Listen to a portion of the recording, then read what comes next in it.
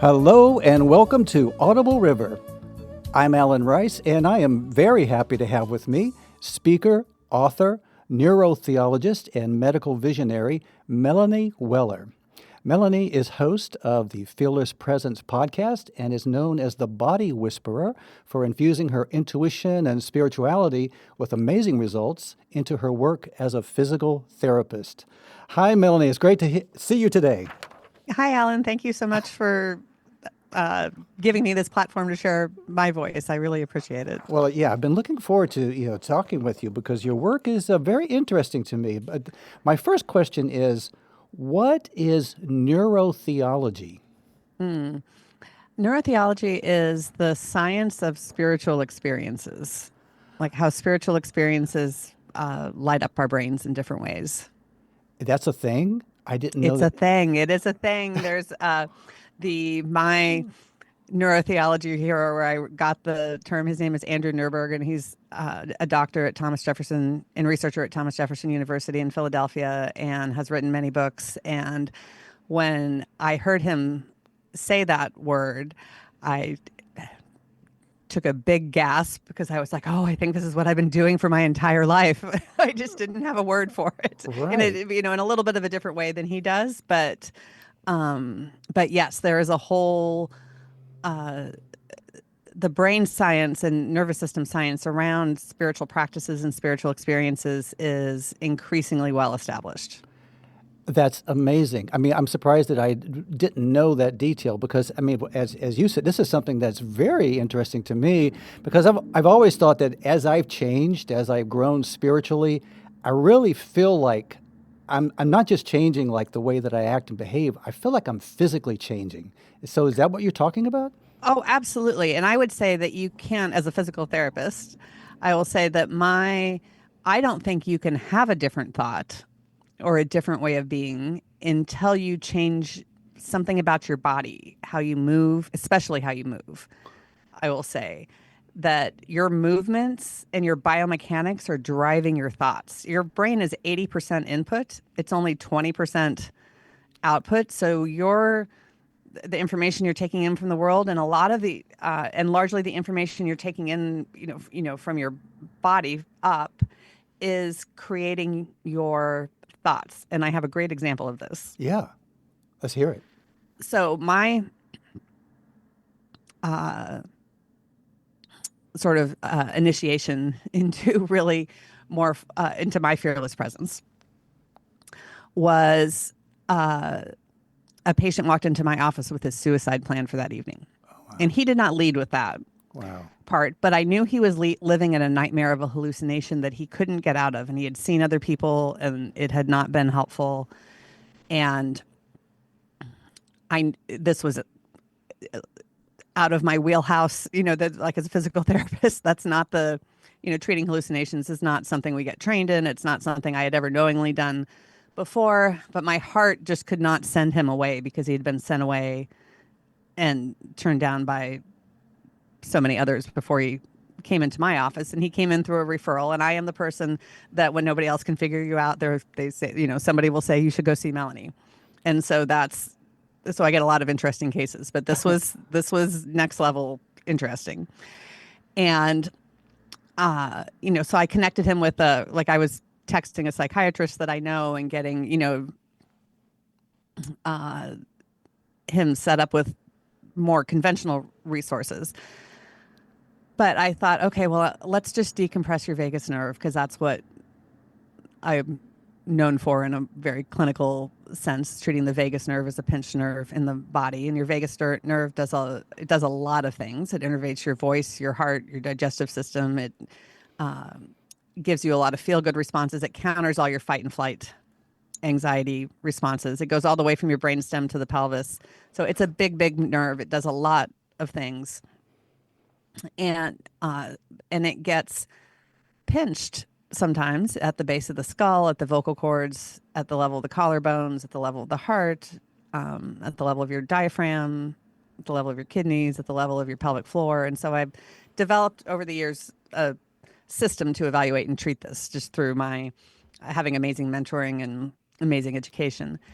And so we, but I knew I had to bring all of myself to the table for him that day, that my clinical expertise was not enough for this Okay. situation. And it really, and I will say I showed up. I unleashed my intuition on him. But I showed up with all the best of my clinical expertise too.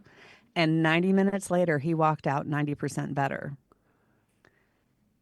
And Okay. he texted me later that night and said, Melanie, you saved my life, and not in the cute kind of way, because I was planning on killing myself if what you didn't work. Wow. And you didn't know that going into it? I didn't know that going into it. I just knew that he was really living in a nightmare of a hallucination, and he couldn't make eye contact with people. And I knew that his body, especially when I evaluated his body and with let's say with like measurements that I can take objectively and biomechanical Right. tests, that he was living in rigor mortis. Like What? he was so severely restricted head from his big toe to the base of his skull and everywhere in between. And it takes some skill to tease this out, because he was compensating hard to move through the world. If you had watched him walk, you wouldn't have thought he was moving like Frankenstein or anything like that, that he was super stiff. But he was compensating really hard. And his, like for example, his C1, C2 range of motion was maybe 10% of what it should be. Like he was locked in his upper neck, and his knee joint wasn't rotating at all. And just every metric that I take, he had maybe 10% of what is normal. Wow. Wow.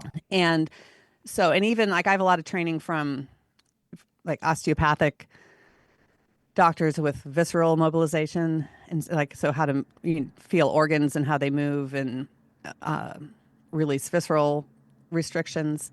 And his, like, for example, his kidneys were just stopped. They just weren't moving. This is And amazing. so his body was telling his brain it was dead. This is my theory, that his body was telling his brain it was dead. And so he was trying to match that on the outside. Wow. I mean, And I have that's seen this over and over and over. And people don't come to me telling me that they are ideating suicide or contemplating, or planning suicide. What happens is I see this pattern and I say, tell me about your mental health, or I'll ask them straight out, are you having suicidal thoughts? And the answer is one of two things. It is always yes or no, but I feel like I'm dying on the inside. wow. That was so that day, that experience when you did this with that client, that sounds like a transformation for you personally. Oh, I walked out. We saved each other that day. I am full on like that was we it like yeah, I walked out with my fearless presence. I was like, oh, this is what happens. Like, I mean, I full on. I struggle with words to even really describe what that is, because I think really the universe was conspiring for this man, Right, and that right. I just ended up being a touch point that held the space for his body to have a transformation that it really wanted to have. Wow. And so yeah, so you were sort of I mean, in a sense, you're showing up to fill a role, something that you're may all again, language is difficult, right? But yeah, however you said it, you were in that space and time to be this healer for him in that moment. I mean, like I think that I really don't think, I, I do call myself a healer because that's what it's a word we understand, or we understand that collectively how that works at some level. But I really believe that we all heal ourselves, and we're looking for the mm, person that can create the space or the belief or the container, whatever, for our body to release its magic, right, facilitating. You know what? to facilitate it. Yeah. I got an aha moment there when you were, because I've done personal therapy and done work with people who have helped me, and I can relate to what you're talking about here. It has to do with me being open, wanting the healing, but I always feel like it's important to have someone else participate. It's like having a witness. It's like being You seen. have to be witnessed. Like I mean, I've said for years that our HIPAA laws here in the U.S. are killing us. Like we tend to heal in secret Wow. here. Yeah. And being there's, when I run groups, I demonstrate the power of being witnessed. Like I get better if I have an audience for a patient, they get massively better in way less time than they do if I have them behind closed doors. Wow, it's something about the connection. I mean, that feeling that when you're reaching out and then someone else is reflecting back. I mean, like making that connection, like that is. I mean, again, I mean, how do we? It's another way of talking about it, but that connecting is something essential to our being. I'm thinking. Oh, it is. It is. And actually, there's level 1 evidence, which is the highest level of scientific evidence, that it takes at least 15 minutes for a client or patient and practitioner to create that connection, or in about 15 minutes, you really have it. And but how many of our medical appointments are 15 minutes long? Like physical therapy and occupational therapy are really and psychotherapy we're the only people that spend more than 15 minutes with anyone. And that's not even in every case anymore. Like there's a lot of very busy clinics that structure their schedules differently nowadays, but your doctor usually has maybe 8 minutes scheduled with you.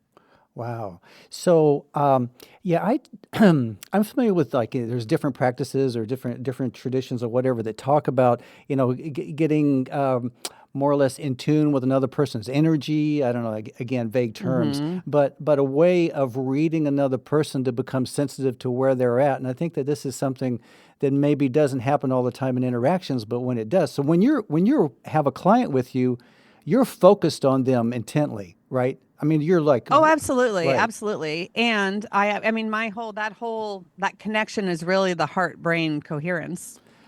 Okay, yeah, heart, And right. that's my whole, like, I mean, I've been teaching people about that. That's what part of what the vagus nerve really gets you is better heart brain coherence. And and I think I've really been able to, I mean, for all of the spiritual things that I do, and I'm excited to chat more about this. Like I can put numbers to these, like I mean the objective before and after is really important to me with my Yes, clients. Like to do something spiritual and not have a meaningful change isn't necessarily helpful, right. or to have it like I want it to really show up in the body. Hmm. And so but yeah, when you touch, it's very powerful to touch someone, and like to have especially like to have your hands on someone's heart, to really like, I spend like when I have somebody on the table, I'll often slide a hand behind their back and I'll put another hand on the front of their chest and literally hold their heart. And that's a really powerful experience to hold somebody's heart Wow. and feel the tension or the energy, whether it's disorganized or organized or whatever, but to really hold somebody at that level, quite literally, objectively, Wow. is uh, it's such a privilege to have people come in and allow me to do that for them and to help organize their nervous systems in ways so that they can uh, meet their goals and get what they want out of their lives. Yeah, there's a lot of trust involved with that, I would think. Now, you mentioned heart. Did you say heart-brain coherence? Is that Yes. okay? So, what is that? So our brain waves and heart waves, or brain waves and heart activity can sync with each other. And really, there are more connections from your heart going up to your brain than there are from your brain going down to your heart. So your heart is really informing your brain. It's its own little brain of sorts in your body. And it's also an endocrine gland. It releases oxytocin, which is part of trust and connection as well, in the physiology of that. And and your heart rate variability is one of the terms that's often used around this in the research. And it can be your heart, like, so your say your heart rate is 70. Well, it's not always exactly 70. You know, it's going to fluctuate, but it's kind of this, the variability is this distance between the peaks Okay. in your heart rate, basic or in simple terms. Mm-hmm. And the more organized your heart rate, or the lower your heart rate variability is typically, and for your age, there are age match norms for it. That goes with better mental health, better physical health. It's predictive of survival in pancreatic cancer. The better, you know, the more organized, the better your heart rate variability is, the longer you survive with, you know, pancreatic cancer, which is very terminal for the vast majority of people that get diagnosed with it. Mm-hmm.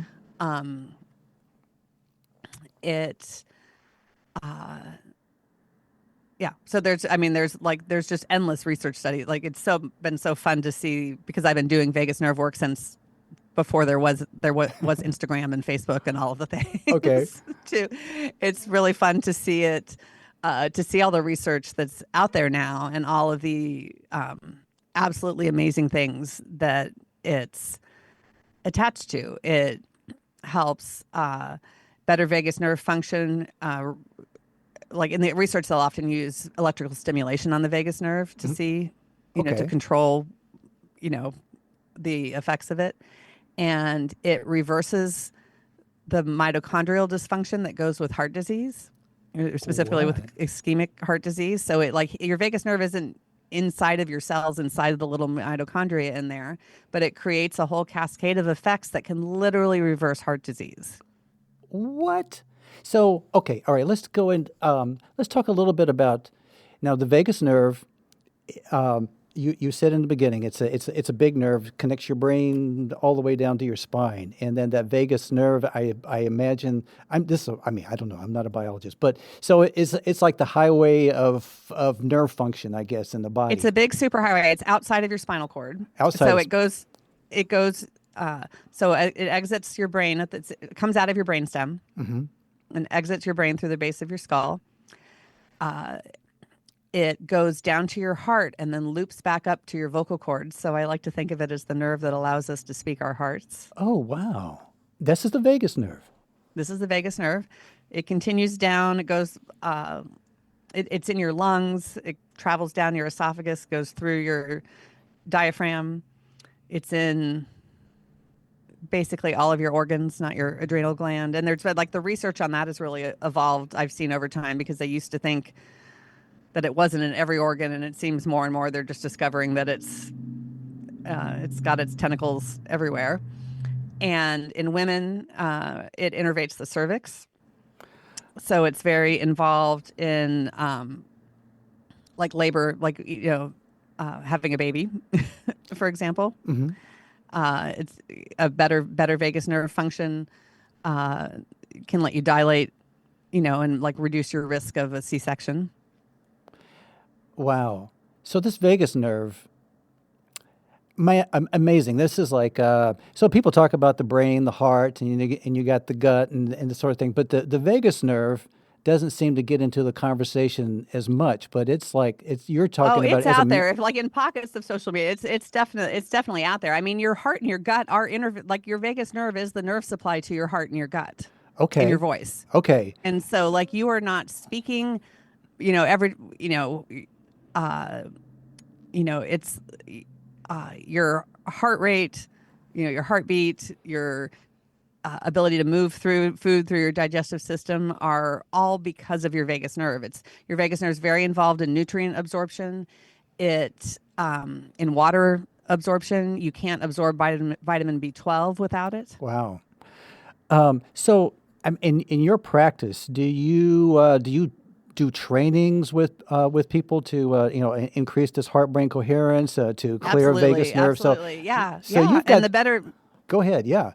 Yeah, no, absolutely. And I'd be happy to I could walk everybody through a little example if they, of one of my favorite exercises to start to open that. Yeah, let's hear it. Yeah. Okay, so if you're listening to this and going to do this, you need to stop whatever you're doing and give this your full attention. Do not multitask during this exercise. Okay. The that means no driving, no operating kitchen tools, no, I don't want anyone to get Okay. Pull over now. pull over now. the so you're gonna in a like sitting and ideally in a little bit of a good posture, or have an active posture rather than slouched in your chair. So maybe sit towards the edge of your chair. You're going to cross your left ankle in front of your right and give them a little bit of pressure together, but you don't have to squeeze hard. Like if you feel like you're working way too hard. Just a little, just have them in good contact. Take your right hand and reach it across your body as much as you can, if you can, to the outside of your left thigh.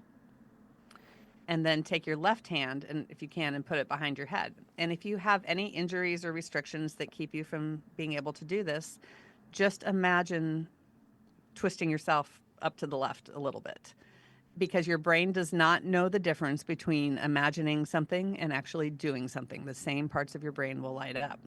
So if you have physical restrictions or amputations or whatever medical conditions that make this position complicated, don't worry about it. Just do or just do the breath part that we're about to do. So what I'm going to ask everybody to do is inhale for a few seconds, hold their breath, and then exhale. But when you inhale, I want you to imagine inhaling into the back side of your heart. So maybe between your shoulder blades, maybe a little bit to the left closer to the left shoulder blade than the right. But don't overthink it. Just inhale into the back side of your heart, wherever you think that is. You're going to expand your ribs towards the wall or whatever's behind you, and then hold, like maybe inhale for 3, hold for 6, and then long exhale like you're blowing out through a straw for 9. And you can count as fast as you want to. It's more important to have a longer exhale than an inhale. Okay. But inhale, hold, exhale. And just 2 or 3 of those.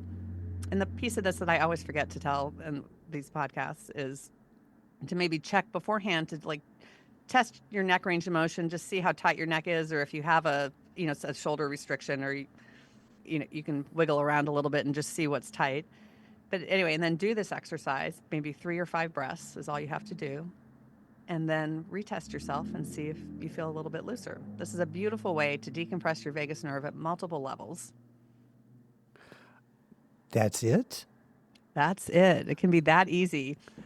Okay. I just sort of did it while you were saying that. Yeah, and I feel like, what is it, like the water got turned on or something like that. Yeah. That's so great. Like, Yeah. That's it.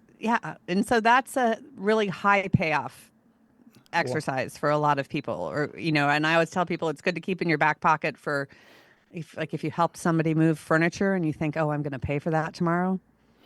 Right. Okay. This exercise will keep you from having to pay for it tomorrow. No kidding. Oh, so I have a question about that exercise. So obviously you're given directions to the left and the right and that sort of thing. Mm-hmm. What happens if you reverse all of that?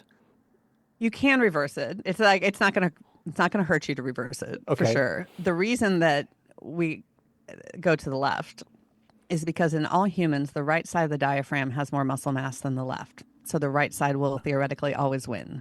Oh, okay. All right. And so this takes us out of our right-sided diaphragm dominance. Okay. So there's a reason for the position that we're taking here. Okay, there is a reason. I always start people that way. And then sometimes we do work in the other side. And there are certain situations, and I'll say, for example, if somebody has recently had their gallbladder removed, I always go the other way. And that's just kind of an experience thing that they just respond really well to doing it the other way. And it probably works because it puts some slack on their gallbladder and eases things, on that area, and eases things up. I don't have a really good, that's my, I don't have a hardcore science explanation, but that's my applied anatomy explanation for it. But yeah, if there's a gallbladder situation, I almost always go the opposite direction, because I find that it just works 9,000 times better, which is, I don't know, they don't follow the rules. Is Right. Well, yes. Yeah. Well, that's good. I mean, it's sort of like, I mean, everything that you do, if you're doing it well, you've got to adapt to whatever you think the situation is calling for. So one thing that, so you said the body basically doesn't know the difference between imagining something and doing something.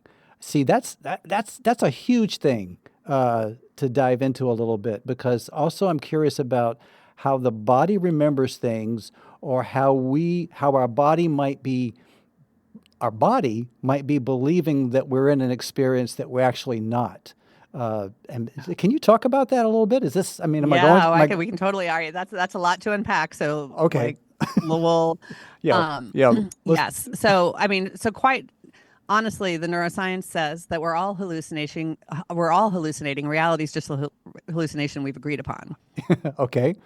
That's kind of my theory as well. So yeah, let's go into that. So we take in most of our information through our eyes, but we also take in information through touch and through movement, through taste, smell, through sound, through our balance mechanisms, our vestibular system. And so all of this gets processed or interpreted by our brains, and we can interpret the same things very differently based on the clarity of those pathways and how they integrate.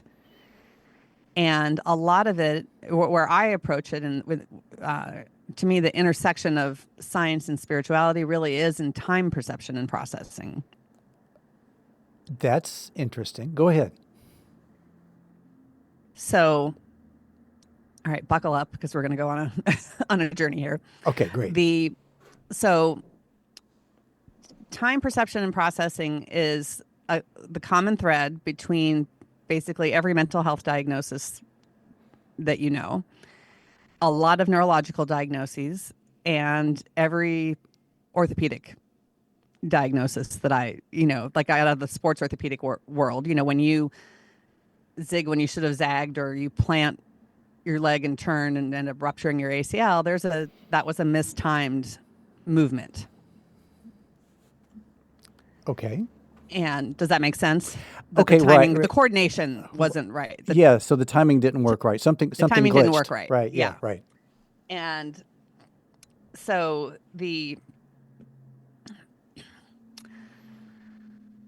and different parts of our brain process different aspects of time. So, for example, your cerebellum, which does coordination and accuracy, and it's very much part of your subconscious, does sub 1 second units of time. Sub 1 second. So, like 1 milliseconds, second. microsecond, whatever. Okay, Yeah. If it's okay. below 1 second, that's very involved with your cerebellum. Your seconds and minutes are more interpreted closer, like in your frontal lobe. Okay. Duration estimation happens in your parietal lobe. And so there's a very, the science understands quite well what parts of the brain process which aspects of time. Hey, can I jump in here for a second? Sure. So while you're saying that, I'm thinking like, okay, we can experience time different ways depending on how we are, what we think we need to experience. Okay, my example of what you're saying is like, okay, I'm sorry to interrupt. I'm excited, but like when I'm driving and like somebody pulls out in front of me really fast, it's like my brain is super focused on making the exact right maneuver, and it feels like time slowed down. That's because your amygdala, which are a big part of your fear responses, slow down time perception. And that's a real thing. That's a real thing. Okay. All right. I interrupted you, but I had to. No. I'm glad you did. That's the perfect example. I know I get so excited to talk that I apologize. No, I will try to interrupt again, and I will try to restrain myself, but it's just because I'm excited. Let's do it. So yeah, I love that example because it works so well. And like people, if you think about even like, so in the time science, time moves slower at sea level than it does at elevation. Okay, because of gravity and blah blah blah. It's like right. There's all time science. And then it also moves like closer to the Earth. Time moves slower, basically. The closer you are to the center of the Earth, but yeah, I'm gravity. Oh, is that, I or does that believe have to do with movement in orbit and that kind of things? Your speed, your relative speed to other objects. I mean, we're getting into heavy I'm science, sure that it's all of that. I'm not. right? I don't have that on the tip of my tongue right now Okay, got it, got it. Okay, all for right. this, um, but there's lots of cool applications of that. So theoretically, then time moves slower at your feet than it does if you're at your head. And if you think about having an ankle sprain or a knee injury or something like that, where you're not able to move, time passes so slow because you can't move. Whereas if you have a concussion, time slips through your fingers like sand. You can't even hold on to it. Wow. Okay. Oh, I see it in the head. Right, right. Right, So, because time is moving fast because your head is elevated relative, to your feet. But we sleep horizontal with time. We sleep level with time, okay. because we sleep laying down. So we don't have the same or most of us do anyway, or, we don't have vertical orientation when we're sleeping. So we are sleeping more level with time for time to move through us when we Wow. sleep. Wow. So and then when we get into the spirituality of it, the time is if we think about the zodiac, whether or not you think astrology is real or anything, the zodiac is a clock, Okay. and the sun and moon move through the constellations. These constellations encircle the earth, and our anatomy, we are so precisely made in the image of the zodiac. It's extraordinary. Really? Our bodies are clocks. And certainly science said, like, there's all sorts of beautiful science around our circadian rhythms and processes. But I really came to this in the throes of my proverbial midlife crisis, where I had a health crisis, marriage crisis, and lawsuit crisis all in very close proximity. And that's when, in the midst of that, is when I saw the patient I talked about earlier with the hallucinations. And so I turned to astrology because my life just didn't make sense to me anymore.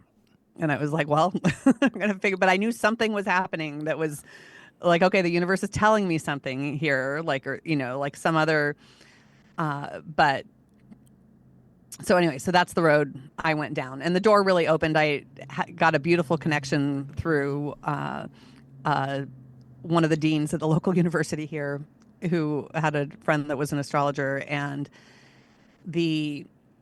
so part of what I came away with after I was a few months of digging into that was how much our anatomy mimics the zodiac. So in astrology, there's a whole subset of astrology called medical astrology. And in astrology, Aries rules the head, and this works across different astrological traditions. And the ventricles of our brain that make cerebral spinal fluid are the same shape as the ram's horns that represent Aries. Very And interesting. and Okay. and Taurus rules the throat, and our throat anatomy looks just like the Taurus bull. And Leo rules the heart, and our aortic arches are the same shape as the symbol for Leo. And it works this way in the order of the zodiac from head to toe. We have this zodiacal skeleton, or, what I say often is that our bodies are clocks. We are walking timepieces, and Wow. we are moving through time, and time is moving through us. And when, the more smooth your time perception and processing is, that tends to go with better health. Okay. The more smooth your time perception and processing. Or the Okay. smoother you're moving through time. So like if somebody Okay. comes to me, so the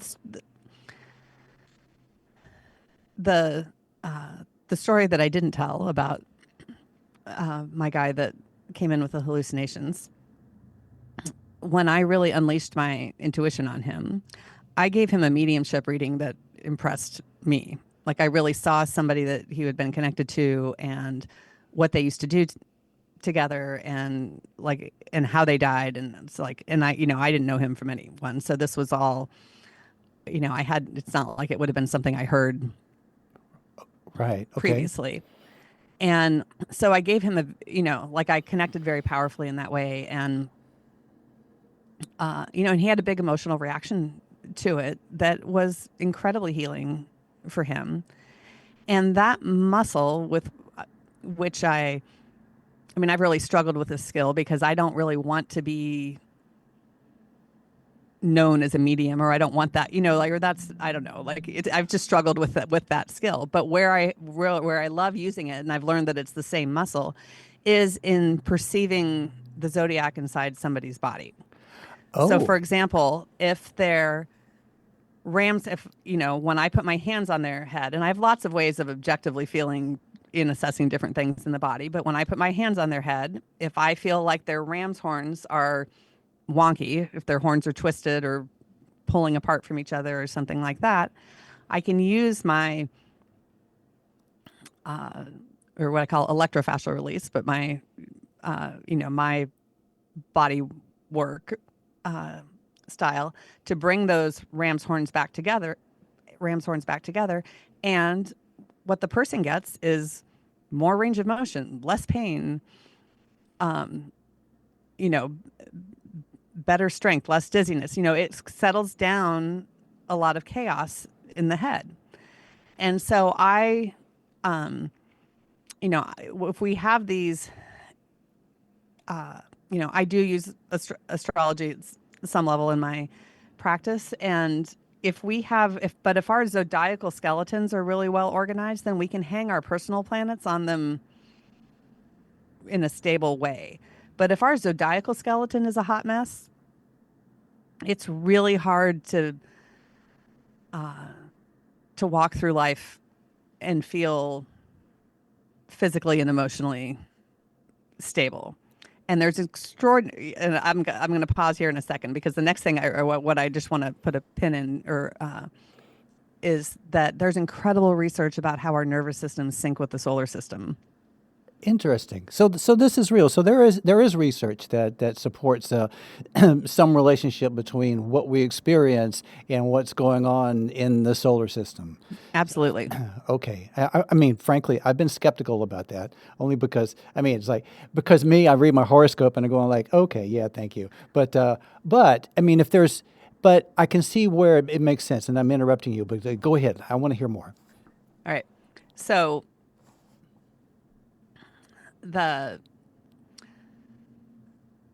when solar and space weather disrupt the electromagnetic field of the Earth, it is measurable in our vagus nerves.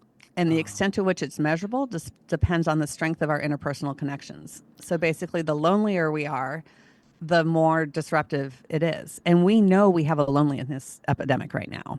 Yeah. Yeah, it's a real problem. Right. But when you have the more, the stronger your social connections are, you don't get blown about by that. And the hardcore physical effects of loneliness are equivalent to smoking 15 cigarettes a day on your health.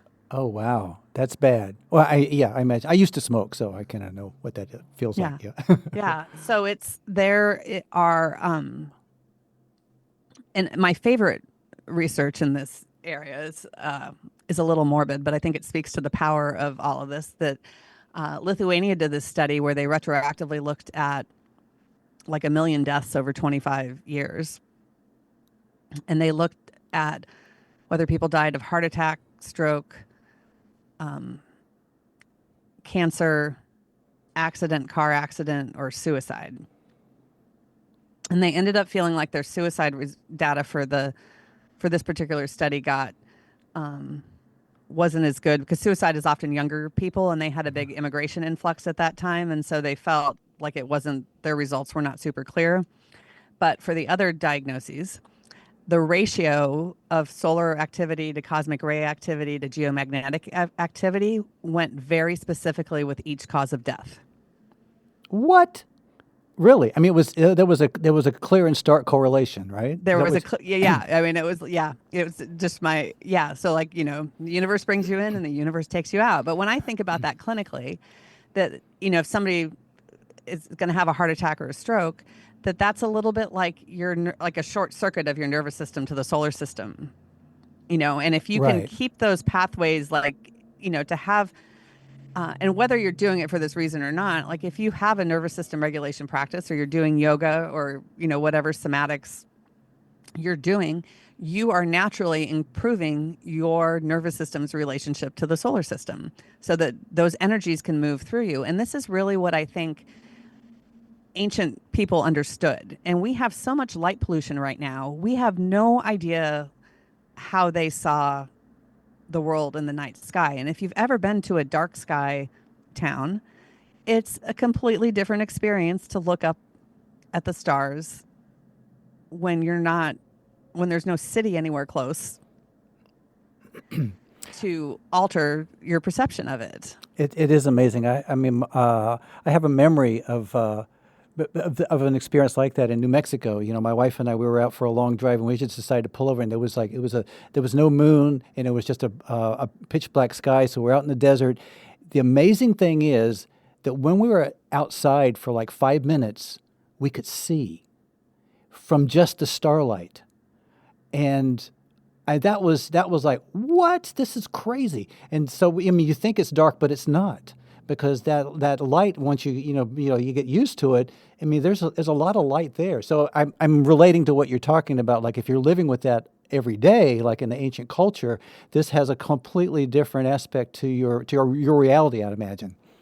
Absolutely. And when you look up at the constellations, it's like you can see the lines that are connecting the dots of the stars and see how they saw the different animals and archetypes in the sky. And you're like, oh, this all makes sense. Now I get it. Right. But these,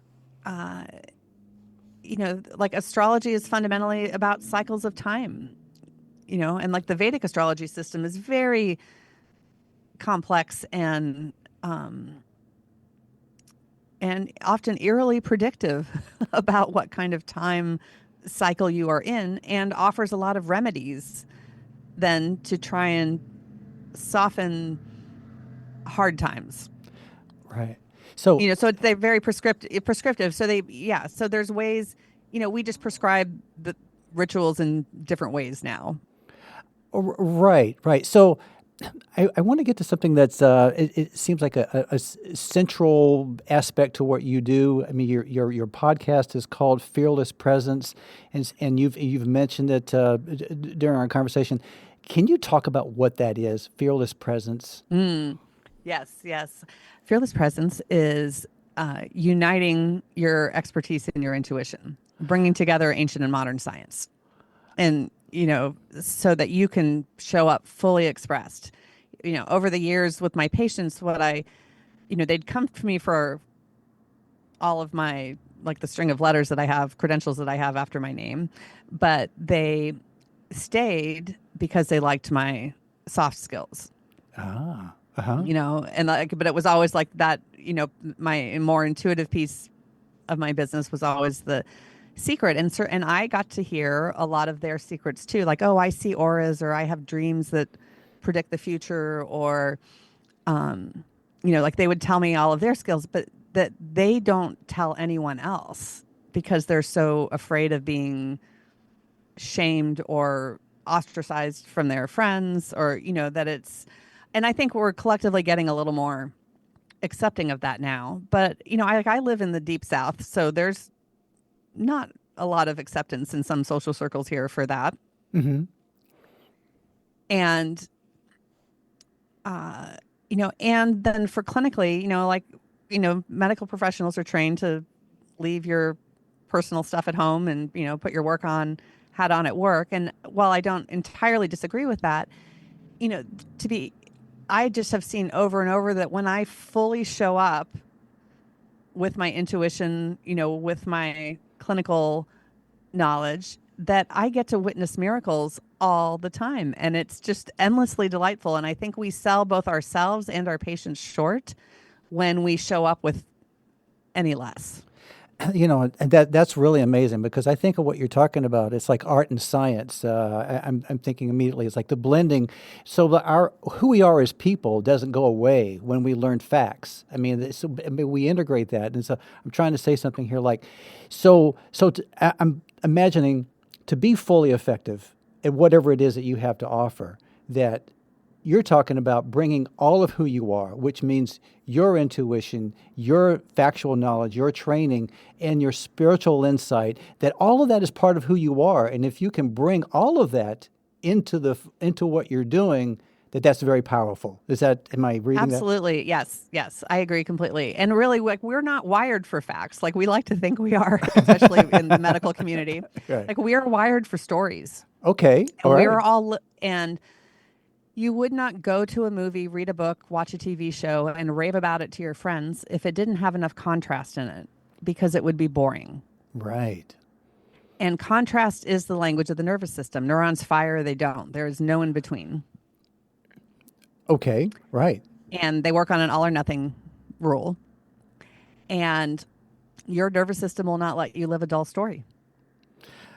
Okay. So how does that play out? Won't let you. Won't let you. That's an Well, interesting. we are here for the contrast. Like, if Okay. you're, and and we experience contrast over days or weeks or months or decades, and certainly lifetimes. But like, if you're, um, if you're bored, you're going to choose something else to do. Or if you don't have enough drama in your life, maybe, or a lot of drama, maybe you really like TV shows that have a lot of drama, and you're going to vicariously experience the contrast through some other media. Or people think, like, and we all get um,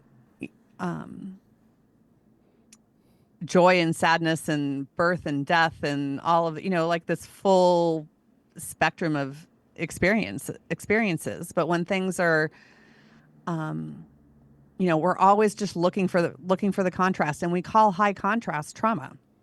Oh, high contrast is trauma. I'm also thinking about how our minds or whatever we're trying to integrate our experiences into something that makes sense. Is that Absolutely. right? Yeah, absolutely. Because your brain is fundamentally safe versus unsafe, friend versus foe, this choice versus that choice. Hmm.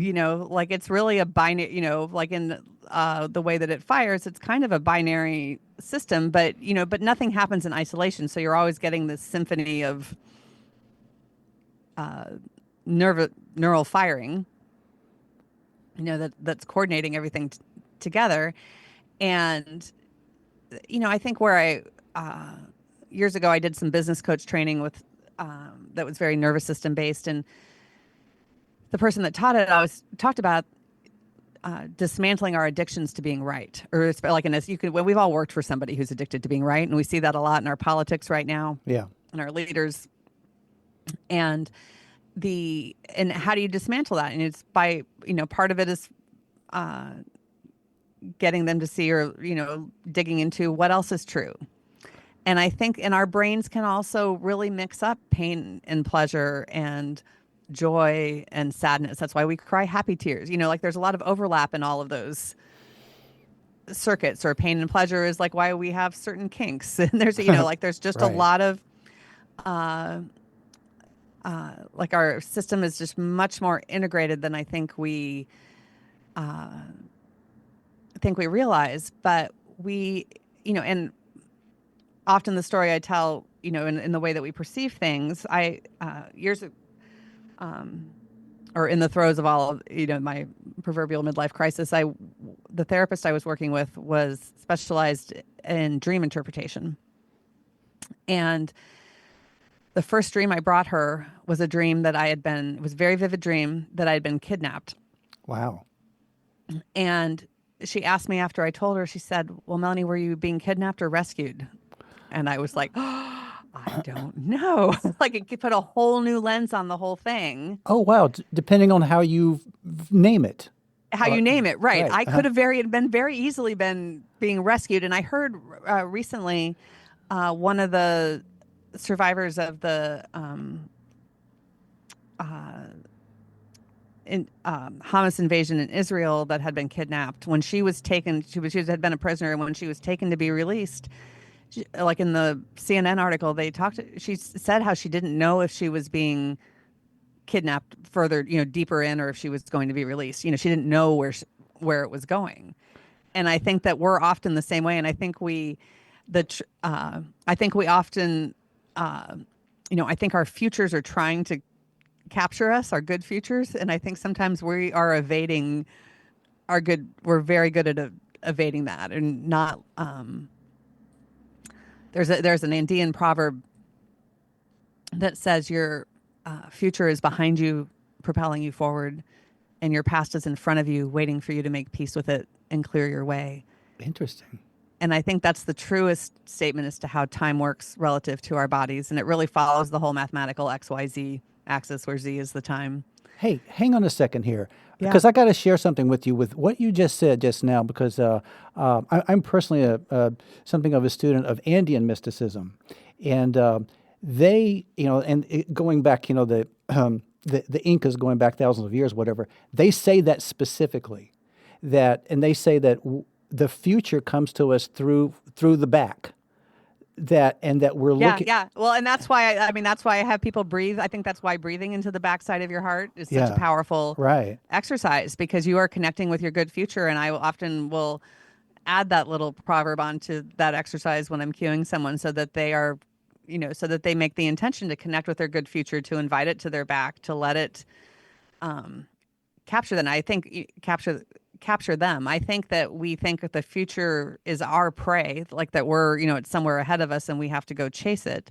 But really it's chasing us. And in a lot of shamanic traditions, a marker of going from an ordinary life to a shamanic one, or a more extraordinary life, is a dream of being eaten by a large cat. Uh-huh. And I think you have to let the cat eat you, or, in the Siberian tradition, it might be more a bear than a cat, but there is this, like your future is trying to catch you. And most of us are really skilled at evading it. Absolutely. Absolutely. So the future, I know that, looking over, like, things that you've written, when I was looking into talking with you today, I saw the term future ideal self, and I think that kind of dovetails into what we're talking about right now. So what is the future ideal self, and what are you talking about there? Oh, well, I think it could be anything that I don't think they're necessarily rules. Okay. But I think that we play this, I think we are very skilled, and I'll take this from Valerie Rain, who's a psychotherapist that wrote a book called Patriarchy Stress Disorder. And in it, she says that women, she's a category, she works a lot with women, but I think what she says is true, and it does, like, and transcends gender at some level. But some of us are really good at playing the game of how much can we bear. And others of us are very good at playing the game of how good can it get. Okay. Yes. I think I do both. And so, right, we all do both, like, right. in different ways. And Yes, so, right. like, when we're having, like when we're in pain, for example, or, in my Fearless Presence work, I've dealt a lot with speakers with stage fright and things like that, like, however you're, like, I like to play this little experiential game that, like, just to have them walk and just see how you're walking. So if you're listening right now and you're not multitasking, you could do this too, as I'm guiding you through this, but just walk and just feel how you're walking, and just see how it, like the sound of your footsteps on the floor. How heavy does it feel? How soft does it feel? Like, there's no right or wrong. Just feel how you walk. And then think about something that you would like. Do you want to be that keynote speaker? Do you want to be, do you want to have a little bit more joy?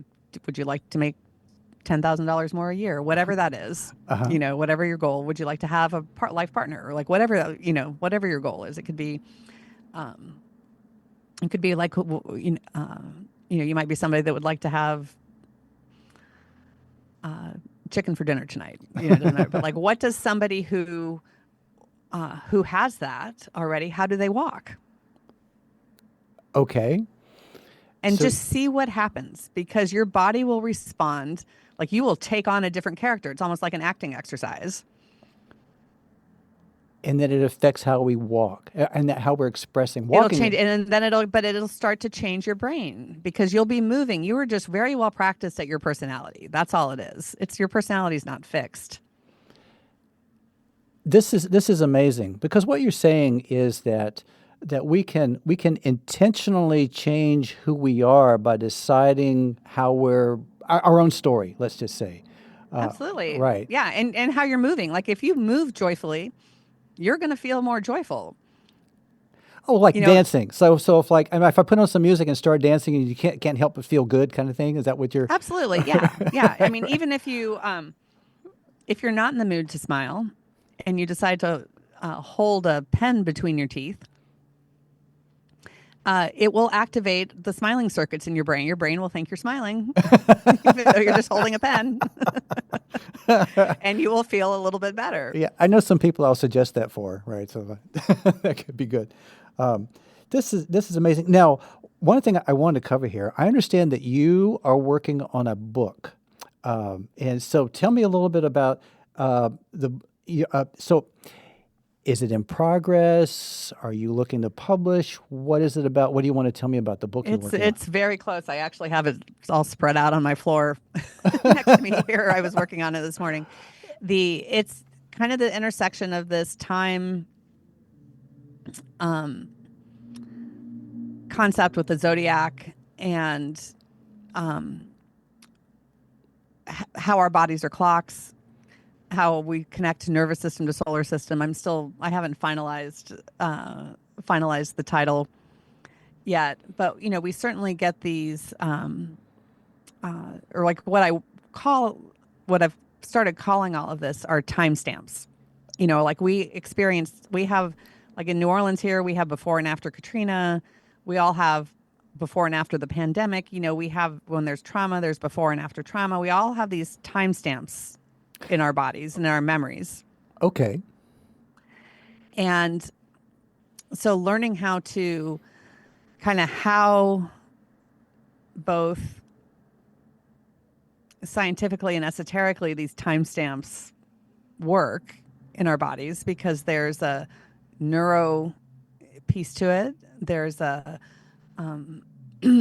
a geometry piece to it, like a geometry of the body, like the geometry of your space, like an environmental.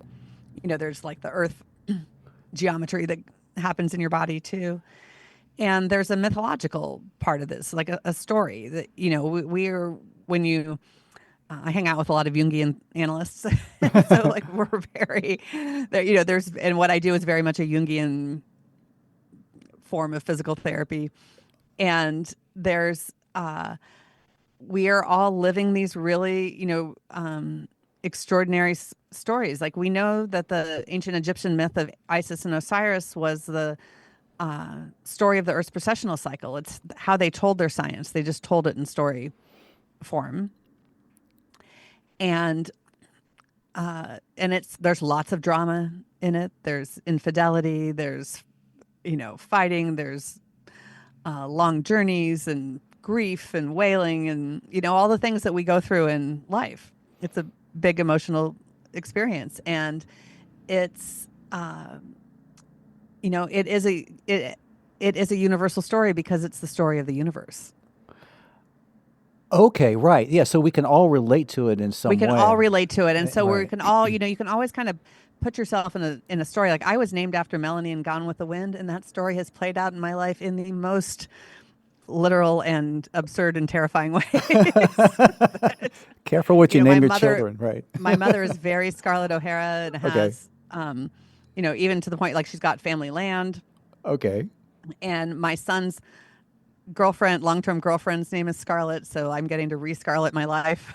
Oh my Like it's just this it like just it's absurd how like how literally it plays out in my life. But I get to, but I've been able to, like I used to be angry about being named after Melanie because I was like she was a weak character that died in the movie.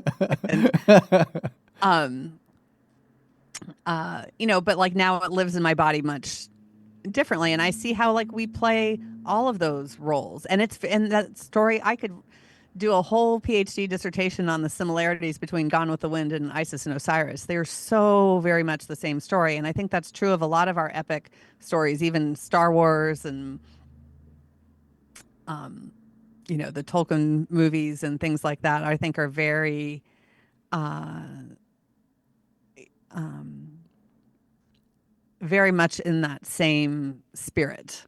The thing about stories is that there's interacting characters, there's circumstances, there are things that affect what's going to happen. People make choices. It's dynamic. That's what. So the story, I'm just riffing on this right now. So the story is a way of describing what's really happening in the world because the story is how we organize time. It's how we organize time.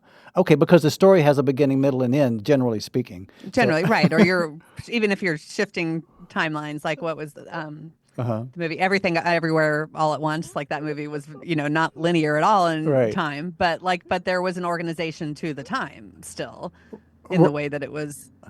Yes. Presented. It was just organized very non-traditionally. Oh, okay. Well, I'm going to throw another movie at you, Arrival, which was based on a short story. Did you ever see that movie? No, I don't think so. Oh, I strongly suggest this because the concept there is that the humans made contact with an alien race, and the alien race taught them their language. But their language, once they learned it, it changed their perception of time so that they were experiencing time non-linear. So they were in the past, present, or future. They learned that the concept of communication was somehow controlling how they perceive time. That's so interesting to me. That wouldn't surprise me that that's actually true with our different languages in different countries and in how that works. And the other big piece of the book that there's a lot of books out there about the hero's journey, and the zodiac is really the same as the hero's journey. Okay, right. Okay. That follows in the order of the zodiac. But I'm making the case that we have to go backwards through the hero's journey and to start with spirituality, to start with that last, or that coming home piece, like the end of the hero's journey, and to be able to have to work backwards through it, to have the sustained energy to initiate and go out into the world and not burn out. Yeah, to me, I think the spirituality is the basis for everything real we experience. I mean, that's my personal belief. Well, the research supports that. They've been able to separate out spirituality and religion in the research. And when it comes to mental health, no other intervention can even come close to the protective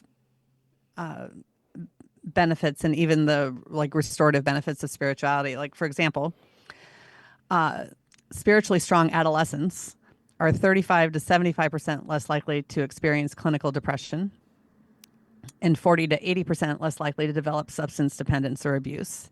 Wow. And if your mother was spiritual, with or without also being religious, you are 80% protected against depression. So there's science behind, okay, so spirituality, I think that some people are, skeptical about believing in something that you can't see. But for me, I think that, we're all made a little bit different. And as you were talking about, we're clocks, right? And so, as clocks, things flow through us in different ways, right? So we get activated by whatever's going. For me as a person, spirituality was always like, what do you mean you don't believe in that? Because I see it and feel it. It's a natural thing. It's just like, it's always been there, right? But I think for some people, it's something that you work harder at to gain a spiritual awareness. So what do you think about that? So, well, in the research, what they how they separated it, spirituality is basically your relationship with your inner authority. Aha, there you go, inner life. And religion is your relationship with outer authority. I like that. That's very simple. I like that. Yeah. And so, knowing your personal, having a strong personal constitution or personal relationship with yourself is sort of the core of it, versus and really, we see this, it can be nice to leave all the decision making to someone else sometimes, but religion really capitalizes on that the authority becomes a one size fits all external thing versus a personalized internal journey. And being in the health business, the health of the individual. So if the individual isn't vital, then what are we doing here, right? So we have a presence, we have whatever, a mind or an identity, whatever. We're here. We're a discrete individual. Now, obviously, that individual has to be strong on the inside to thrive, and that's what we're talking about, right? Oh, absolutely. Yeah. And I mean, we're all walking miracles. It's amazing that or if you've ever studied embryology, it's an absolute miracle that we turn out most of us turn out fully formed and make it to adulthood. It's just extraordinary. Okay. But there's just, I think a lot of it is about creating meaning, and creating meaning is we know through the research is very powerful. And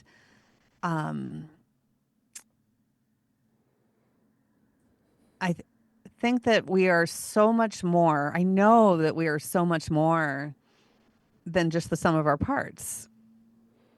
And even for and religion is really, or all of our belief systems, I'll say your belief system, no matter what it is about your relationship with time. If you have more of an Abrahamic religion view perspective, where you believe there's an afterlife, for example, and that you live eternally, those that drives how you spend your time here. If you're an atheist and you believe it's all going to end when you die, it drives how you spend your time here. Right. My friends that are atheists here in New Orleans, I would say their spiritual practice is music. Yeah, but they have a spiritual practice. They may not admit it, right? They don't. They may not admit. They don't really see it that right. I don't think they really see it that way. Right. They, because when I treat them, they're sometimes their partners are very surprised that what I do works on them, because they're like, oh, they don't believe in anything. What you do isn't going to work on them, and it always works. But it's just because we're, but it is that. When I think about being made in the image of God, we are made in the image of the zodiac. And I think that that's really what a lot of ancient texts were saying. I think a lot of them were really scientific writings that were just written differently. And I don't know that we're capable of telling a story outside of ourselves that doesn't archetypally happen somewhere inside. Even the biblical story of the Temple of the Ark of the Covenant describes cranial anatomy in extraordinary detail. This is amazing. You know what, Melanie? I'm having so much fun with this conversation. But I tell you what, in consideration of our listeners, I think I'm going to. But you know what? Maybe we can have another conversation some other time. Oh, I would love to, Alan. This has been delightful. Yes, and I totally understand. I know that I am a fire hose of information. I know, and thank you to everybody that has listened up to this point. Well, Melanie, it's amazing, and I'm going to look forward to hearing about when your book is released, and maybe we can talk about that at another time. Wouldn't that be great? That would be great, Alan. Thank you so much. And that is all for this episode of Audible River. Wherever you are on this wonderful planet, we would love to know what you think about our podcast. So please leave a comment or email us at audibleriverpodcast@gmail.com. Thank you for listening.